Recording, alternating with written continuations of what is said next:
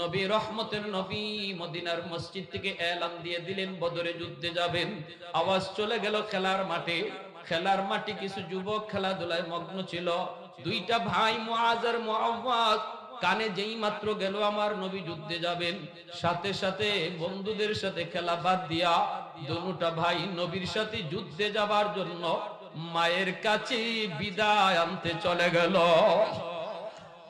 10 বছরের 12 বছরের দুই বালক মার কাছে চলে গেল বিদায় আনার জন্য। যায় দেখে মায় কান্না করে। মা গো তুমি কান্না করো কেন? মা কই বাজান কান্দি, আমার নবী আজকে যুদ্ধে যাবেন। সবার ঘর থেকে নবীর সাথে লোক যায়, আমার ঘর থেকে কেউ নাই। আজ যদি তোমাদের আব্বা দুনিয়ায় জীবিত থাকতেন, নবীর সাথে যুদ্ধে যাইতেন। আজ যদি তোমাদের বড় কোনো ভাই দুনিয়ায় থাকতো, তাহলে নবীর সাথে যুদ্ধে যাইত। আমার ঘর থেকে কেউ নাই, এজন্য মায় কান্না করি। সাথে সাথে দুটা ভাই মাকে জড়ায়া ধরে কই, মা গো আমরা খেলার মাঠ থেকে এসেছি, নবীর সাথে যুদ্ধে যাব।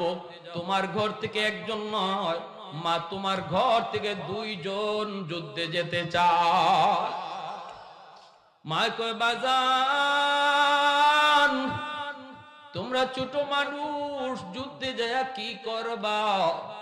ছোট মানুষ যুদ্ধে যায় কি করবা? তোমরা তো দুশমনের কল্লা কাটতে পারবা না। যুদ্ধের ময়দান তো বড় খতরনাক, হয় নিজের কল্লা দিতে হয় নতুবা দুশমনের কল্লা কাটতে হয়। সাথে সাথে দুটা ভাই কই, মা গো যদিও আমরা দুশমনের কল্লা কাটতে পারবো না গো মা, কিন্তু দুশমন যখন আমার নবীর দিকে তীর মারবে, আমরা দোনো ভাই নবীর সামনে দাঁড়াইয়া তীরগুলা নিজের কলিজা দিয়ে ফিরাবো, ব্যথা পাবো না, তবু আমার রহমতের নবীর গায়ে তীর লাগতে দিব না। মা সাথে সাথে দুটা বাচ্চাকে বুকে জড়ায়া কপালে চুমা খায়, চোখের পানিটা মায় মুছে। কেমন মা ছিল গো মা! ও মা মুআজ মুআওয়াজের মা, ও মা তুমি, ও মা আজকে তোমার সন্তান ঘুমায় থাকে, ফজরের সময় তুমি ঘুম থেকে তুলো না। মা গো তোমার দ্বারা আজকে আল্লাহর হুকুমের অবাধ্যতা হয়, অথচ মুআজ মুআওয়াজের মা, ও মা নবী কয় জাহান্নামে আমি মহিলাদেরকে বেশি দেখছি মেরাজের রাতে, মহিলাদের সংখ্যা আমি জাহান্নামে বেশি দেখছি, অথচ মহিলাদের জন্য জান্নাতে যাওয়া বড় সহজ। আল্লাহর নবী কয় এরপরও মহিলা জাহান্নামে বেশি। 4 কাজ করলেই মহিলা জান্নাত পায়, অথচ মহিলা জাহান্নামে বেশি কেন? নবী কয় যা সাল্লাত খামসাহা ওয়া সামাত শাহরাহা ওয়া হাফিজাত ফারজাহা ওয়া আতাআত বালাহা। নবী কয় 4টা আমল যদি কোন মহিলায় করে, নামাজ ঠিকমতো পড়ে, রোজা ঠিকমতো রাখে, পর্দা ঠিকমতো করে, স্বামীরে মান্য চলে, তাহলে এই মহিলা জান্নাতের যে কোনো দরজা দিয়ে ঢুকবে, কেউ তারে বাধা দিবে না। একটু জোরে আওয়াজ দিয়ে কন্যা সুবহানাল্লাহ। এরপরও মহিলার সংখ্যা জাহান্নামে নবী কন্যা পুরুষের তুলনায় বেশি। যাওয়া সহজ, পুরুষের এত সহজে জান্নাতে যাওয়া যায় না। পুরুষের হিসাব কিতাব অনেক বেশি আছে। কেমনে টাকা পয়সা কামাই করছো, কিভাবে সমাজের মানুষের সাথে চলছো, কিভাবে মেম্বারি করছো, কিভাবে চেয়ারম্যানি করছো, কিভাবে ঘর চালাইছো, বউ বাচ্চা পর্দার ভিতরে রাখলা কিনা, সন্তান মাদ্রাসায় পড়াইছো কিনা, সন্তানকে আল্লাহর পরিচয় শিখাইলা কিনা, সব জবাব দিয়া একজন পুরুষকে জান্নাতে যেতে হবে। কিন্তু মহিলার ক্ষেত্রে আল্লাহ নবী কয় এত প্রশ্ন নাই। মহিলার ক্ষেত্রে জুম্মার হিসাব নাই, ঈদের নামাজের হিসাব নাই, জিহাদের হিসাব নাই, মহিলার ক্ষেত্রে ঘরে টাকা পয়সা কিভাবে ঢুকালা এই হিসাব নাই। মহিলার জবাব দিতে হবে না, জবাব দিবে পুরুষে, জবাব দিবে পুরুষে। এরপরও আল্লাহ নবী কয় মহিলা জাহান্নামে বেশি। কেন? কারণ হলো এরা বেশি বেশি লানত দেয়, অভিশাপ দেয়, আর স্বামীর অকৃতজ্ঞ হয়। 2টা কারণ নবী বলেছেন। স্বামীর অকৃতজ্ঞ, স্বামী দেয় সারা বছর দেয়, একদিন যদি না দেয় কয় তোমার ঘরে কিছুই পাইলাম না। ঠিক না? সারা বছর দিলেও যদি একদিন না দেয় তখনই তুমি অস্বীকার করে বসো। এটা আমার কথা না, আমার কথা হইলে পরে মা বোনরা আমার উপরে অনেক সময় গুসা করতো, কিন্তু না আল্লাহ রাসূল কইছে এটা এই বদগুণ যদি কোন মহিলার কাছে থাকে আল্লাহর হস্তে এটা তুমি অন্তর থেকে মুছে ফেলো। স্বামীর কৃতজ্ঞ হও, স্বামী যখন যা দেয় এর উপরে সবর করো। এটা হলো জান্নাতি মহিলার আলামত। স্বামী যখন যা দেয় এর উপরে যে মহিলা সন্তুষ্ট, আল্লাহ রাসূল বলেন এই মহিলা হলো জান্নাতি মহিলা।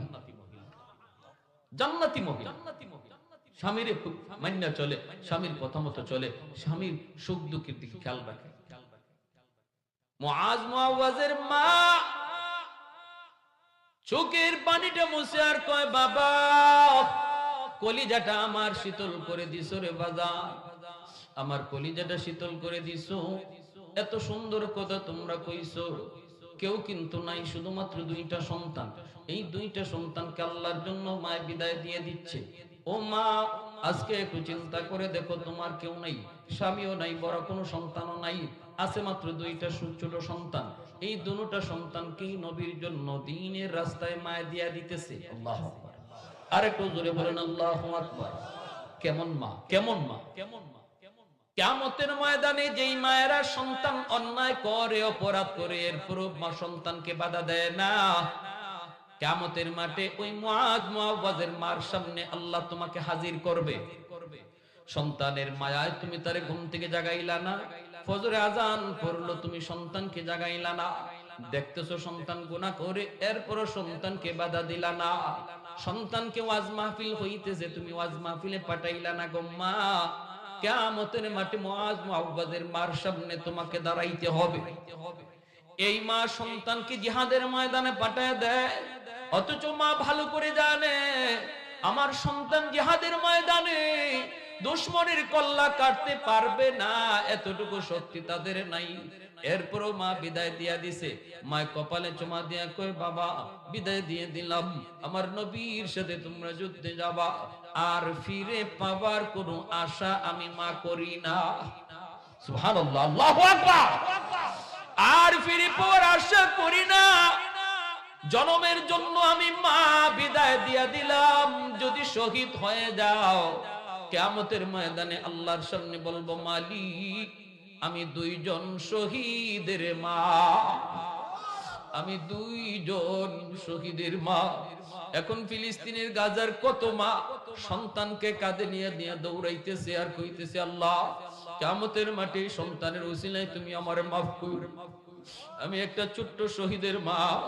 ওই দিন দেখলাম ছোট্ট একটা শিশু গাজার ভাইয়ের লাশের পাশে বসে কান্না করে, ছোট্ট অবুঝ শিশুটা ভাইয়ের লাশের পাশে বসে ভাইয়ের মুখটা এইভাবে নিজের হাত দিয়ে মায়া করে আর কই, ভাইয়া রে তুমি জান্নাতে যাইয়া আমার নবীর কাছে বিচার দিও, আমাদেরকে ওরা মারছে, নবীর উম্মতরা আমাদেরকে কেউ সাহায্য করে নাই, কেউ আমাদেরকে সাহায্য করে নাই, তুমি নবীর কাছে বিচার দিও। এজন্য বলি যুবক, শহীদের বাপ মা আল্লাহর কাছে বড় দামি। এই মা কয়, বাবা বিদায় দিয়ে দিলাম। দুটা বাচ্চা চলে আসছে নবীর কাছে, মসজিদে নববীর সামনে। আল্লাহর নবী বলতেছেন, যারা যারা যুদ্ধে যাবা লাইন ধরো, আমি একজন একজন করে পরীক্ষা করব। লাইনের ভিতরে ছোট্ট দুই ভাই তারাও দাঁড়ায় গেছে, বড় বড় সাহাবীদের সাথে তারাও দাঁড়ায় গেছে। আল্লাহর নবী একজন একজন করে পরীক্ষা করে করে যখন ছোট্ট দুইটা ভাইয়ের সামনে আসলেন, নবীজি অবাক হয়ে গেলেন। নবী বলতেছেন, বাবা করো কি তোমরা? নিজেদেরকে বড় বুঝানোর জন্য নিজের পায়ের আঙ্গুলে উকি দিয়া বড় বুঝাইতেছে। আল্লাহর নবী বলতেছেন, বাবা এটা কিসের লাইন তোমরা জানো নি রে? তোমরা তো মনে কই জানো না, মনে করছো খেলাধুলায় কোনো কোথাও যাওয়ার লাইন, খেলাধুলার যাওয়ার লাইন। কিন্তু যুবক দুটা বালকে কই, না গো নবী আমরা জানি এটা জিহাদের ময়দানে যাওয়ার লাইন। নবী বলতেছে, বাবা জিহাদের ময়দানে গিয়ে তোমরা ছোট মানুষ কি করবা? জিহাদের ময়দান তো বড় খতরনাক, এখানে গেলে পরে নিজের জীবন দিতে হয়, নতুবা জীবন আনতে হয়, তোমরা ছোট মানুষ কি করবা? সাথে সাথে দুইটা ভাই নবীকে জড়ায় ধরে কই, নবী গো আপনি মক্কা থেকে মদিনায় হিজরত করে আমাদের কাছে এসেছেন, আমরা মদিনার মানুষ, আমরা হলাম মেজবান, আপনি হলেন আমাদের মেহমান। মদিনার মানুষেরা আপনাকে দাম দেয় নাই, আপনারে মারছে, আপনারে কষ্ট দিছে, আপনার মা বাবা সব সাইরা, আত্মীয় স্বজন সাইরা আমাদের কাছে আপনি মেহমান হয়ে আসছেন গো নবী। মদিনায় আসার পর যদি আপনার কোনো ক্ষতি হয়, কিয়ামতের ময়দানে আমরা মদিনাবাসী কেমনে জবাব দিব আল্লাহর কাছে। এজন্য সিদ্ধান্ত নিয়েছি আমরা দুই ভাই, দুশমন যদি আপনার দিকে তীর মারে আমরা ঢাল হইয়া দাঁড়ায় থাকবো, আমাদের কলিজা ছিদ্র হইয়া তীরগুলা চলে যাবে, আপত্তি নাই, আপত্তি নাই, আপত্তি নাই। কিন্তু কিয়ামতের ময়দানে আপনার ক্ষতি হলে আমরা মুখ দেখাইতে পারবো না। রহমতের নবী, মায়ার নবী, ছোট দুইটা বাচ্চারে কোলে নিয়ে নবী চুমা খাইতেছে, নবীজির চোখ দিয়ে দর দর করে পানি পড়ে। নবী আসমানের দিকে তাকায়া কয়, মালিক তুমি শুনো বাচ্চা দুইটাই কি কয়। ও আসমানের মালিক, মদিনার ছোট দুইটা বাচ্চা কি কয় তুমি শুনো। মদিনার বাচ্চাদের উপরে আমি নবী খুশি হয়ে গেছি, তুমি আল্লাহ খুশি হয়ে যাও। মদিনার মানুষের উপরে আমি নবী খুশি, তুমি আল্লাহ খুশি হয়ে যাও। নবীজি কুলে নিয়ে চুমু খান আর বলতেছেন, বাবা বাড়িতে কে আছে? কই আমার আম্মা আছে। তোমার আব্বা কই? কই আমার আব্বা নাই, আমরা এতিম। ওগো নবীজি, আমরা তো খেলার মাঠে ছিলাম, খেলা বন্ধ করে দিয়েছি জিহাদের কথা শুনে। যুবক রে, আজকে তোমার খেলার মাঠ থেকে মসজিদের আজান তোমার মসজিদে আনতে পারে না। তুমি এখনো খেলার মাঠে, অথচ মসজিদের আজান শুনছো, তোমারে মসজিদে আনতে পারে না। মসজিদের মিনার থেকে মুয়াজ্জিনে ডাকেন, আল্লাহ নিজে তোমারে ডাকতেছে, আল্লাহু আকবার, আল্লাহু আকবার। এ যুবক, আমি আল্লাহ বড়, আমি আল্লাহ বড়, খেলা তোর বড় নয়, মোবাইলে গেম দেখা তোমার বড় নয় বান্দা, আমি আল্লাহ বড়। আমি না তোরে মায়ের পেটে খাওয়াইছি, আমি না তোরে দুনিয়া আসার আগে তোর মায়ের বুকে তোর জন্য খানা আমি আগেই রিজার্ভ করে রাখছি। তুই দুনিয়া আসার আগে আমি তোর খানা পাঠাইয়া দিছি। এত মায়া করে আমি আল্লাহ তোরে বড় করলাম, এখন তোর সেজদা দেওয়ার টাইম, অথচ তুই মোবাইল টিপতেছো। কি জবাব দিবা মুআজ মুআওয়াজের সামনে? যেই যুবক খেলার মাঠ বাদ দিয়ে জিহাদে যাওয়ার জন্য লাইন ধরছে, ওই দিন হাসরের ময়দানে কেমনে মুখ দেখাইবা? এজন্য বলি যুবক, আল্লাহর নবী কই, বাবা মা একা হয়ে যাবে, যাও যায় মায়ের খেদমত করো, বড় হলে পরে আমি নবী তোমারে যুদ্ধে নিব, যাও তোমরা মায়ের খেদমত করো। দুটা ভাই নবীকে জড়ায় ধরে কান্দে আর কই, নবী গো আমাদেরকে আপনি ফেরত দিয়েন না, কারণ আমাদের মা আমাদেরকে চির বিদায় দিয়া পাঠায় দিছে। আল্লাহর নবী, রহমতের নবী, এইবার বড় ভাইকে বলতেছেন, বাবা তুমি জিহাদে যাবা, তোমারে অনুমতি দিলাম। আর ছোট জনকে নবী বলতেছেন, বাবা তুমি চলে যাও, মা একা হয়ে যাবে, মায়ের খেদমত করাও জিহাদের সমান সওয়াব, বাবার খেদমত করা জিহাদের সমান সওয়াব। তুমি যে মার খেদমত করো, বড় হলে আমি নবী তোমারে যুদ্ধে নিব। এ যুবক, আজকে যাদের মা বাবা দুনিয়ায় জীবিত, একটু খেয়াল করে শোনো। আমার নবী বলেছেন, যেই সন্তান বাপ মার কথা মতো চলে, মা বাবার দিকে খেয়াল রাখে, ঘরে ঢুকেই মার রুমে আগে যায়, কিছু আনলে পরে মার হাতে আগে দেয়, মারে খুশি রাখে, বাবারে খুশি রাখে, আল্লাহর নবী কই এটা জিহাদের সমান সওয়াব। শুধু এতটুকু না, রিদার রাব্বি ফি রিদাল ওয়ালিদাইন ওয়া সাখাতুর রাব্বি ফি সাখাতিল ওয়ালিদাইন। নবী কই যখনই তোমার কোনো কথায় মা খুশি, বাবা খুশি, আমি আরশের মালিক তোমার উপর খুশি। বাপ মারে খুশি করলে কে খুশি হয়? একটু জোরে আওয়াজ দিয়ে বলেন, কে? বাপ মারে খুশি করলে কে খুশি হয়? বাপ মারে খুশি করা বড় সহজ, টাকা লাগে না, পয়সা লাগে না, লক্ষ লক্ষ টাকা খরচ করা লাগে না। মুখ বইরা আম্মা কয়ে ডাকো, মুখ ভরে ভরে আব্বা কয়ে ডাক দাও। শিশুকালে আমরা যত বেশি আম্মা কইছি, আব্বা কইছি, বড় হওয়ার পরে এতটা আম্মা আব্বা ডাকি না। অথচ সন্তান কোনোদিন বাপ মার কাছে বড় হয় না, সন্তান সব সময় বাপ মার কাছে ছোটই থাকে। আব্বা ডাকটা শোনার জন্য বাবার দিল ছাত করে, মার দিলটা আম্মা ডাক শোনার জন্য অপেক্ষায় থাকে। যখনই সন্তান আম্মা আম্মা কয়ে ডাক দেয়, মার দিল খুশি হয়। আব্বা আব্বা কয়ে যখনই ডাক দেয়, আব্বার দিলটা খুশি হয়। আরশের মালিক কই, তুমি তোমার মারে খুশি করছো না, আমি আল্লাহরে তুমি খুশি করে নিছো। আমার ভাইয়েরা, বন্ধুরা, যুবক, আল্লাহকে খুশি করার, আল্লাহকে কাছে পাওয়ার একটা বহুত বড় আমল হলো বাপ মারে খুশি করে চলা। যদি কেউ বাপ মারে কষ্ট দিয়ে থাকো, আজ রাতে আমারে খুশি করবা। নবী কয় মারে বাবারে খুশি করে যেই সন্তান রাতে ঘুমায়, সকাল হইতেই তার জন্য জান্নাতের দুইটা দরজা খুলে দেখে। জোরে বলেন, মান আসবাহা মুতিআন লিল্লাহি ফি ওয়ালিদাইহি আসবাহা লাহু বাবান মাফতুহান মিনাল জান্নাহ। আন আবি হুরায়রা রাদিয়াল্লাহু তাআলা আনহু قال, আবু হুরায়রা রাদিয়াল্লাহু তাআলা আনহু থেকে বর্ণিত হাদিস, নবী বলেন যেই সন্তান রাতের বেলা বাপ মারে খুশি রেখে ঘুমায়, সকাল হতেই তার জন্য জান্নাতের দরজা আল্লাহ খুলে দেয়। আর যেই সন্তান বাপ মারে রাতের বেলা কষ্ট দিয়া ঘুমায়, সে জানে তার মার দিলে কষ্ট, বাবার দিলে কষ্ট, এরপরও সে ঘুমায় গেছে, রাসূল বলে জাহান্নামের দরজা তার জন্য খুলে দেওয়া হয়। নাউজুবিল্লাহ। এজন্য আজকে রাত যদি আমি কোনোদিন কষ্ট দিয়ে থাকি, জানি না আজ রাত কার জীবনের শেষ রাত। যুবক, বাপ মারে খুশি করে যদি তুমি ঘুমাও, আর এই রাত যদি তোমার জীবনের শেষ রাত হয়, তোমার জীবনে কোনো নেক আমল যদি নাও থাকে, খুশি করে ঘুমাইছো আর এই রাত্রে মারা গেছো, আল্লাহ রসুলের কথা জীবনে মিথ্যা না, শুধু এতটুকু উসিলায় আল্লাহ তোমারে জান্নাত দিয়ে দিবেন। সুবহানাল্লাহ, আওয়াজ দিয়া সুবহানাল্লাহ।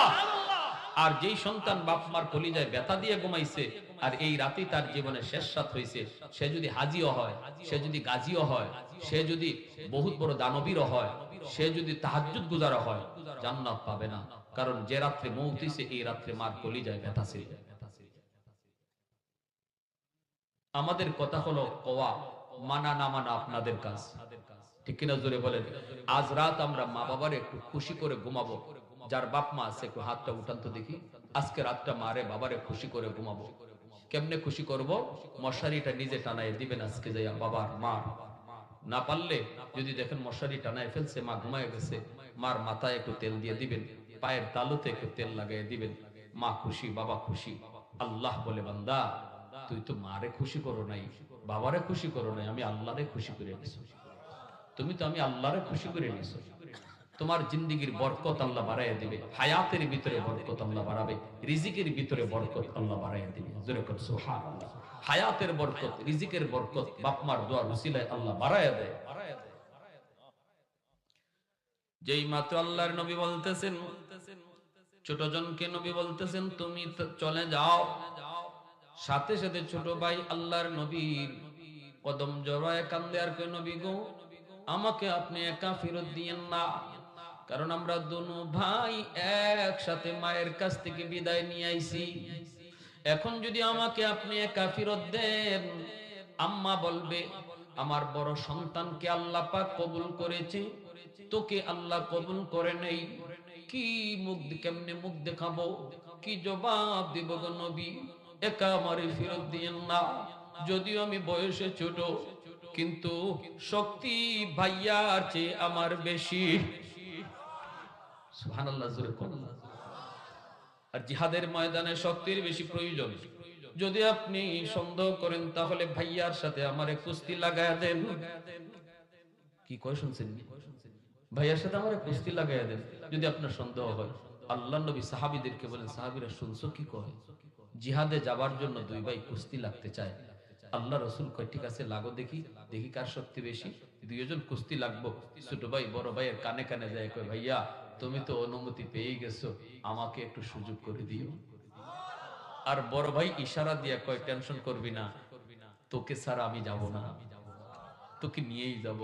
কুস্তি লাগছে ঠিক, বড় ভাই শক্তি দেখায় না, ছোট ভাই বড় ভাইকে নিচে ফালায়া উপরে উইটা লাফায়।